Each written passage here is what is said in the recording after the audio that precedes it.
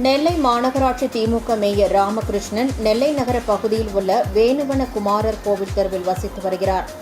இந்நிலையில் நேற்றிரவு வழக்கமான அலுவல் பணிகளை முடித்துவிட்டு அவர் வீடு திரும்பிய போது இருசக்கர வாகனத்தில் வந்த 2 இளைஞர்கள் அவருக்கு கொலை மிரட்டல் விடுத்ததாக கூறப்படுகிறது.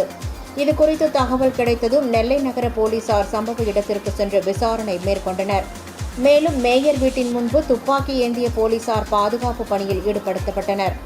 மேயருக்கு கொலை மிரட்டல் விடுக்கப்பட்டதாக தகவல் பரவியதைத் தொடர்ந்து அவரது ஆதரவாளர்கள், உறவினர்கள், மாநகராட்சி மாமன்ற உறுப்பினர்கள் மற்றும் திமுக நிர்வாகிகள் மேயர் வீட்டின் முன்பு திரளத் தொடங்கினர்.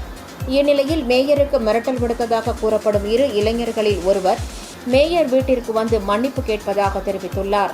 அந்த இளைஞரை மேயர் ஆதரவாளர்கள் சராமாரியாக தாக்கி போலீசாரிடம் ஒப்படைத்தனர்.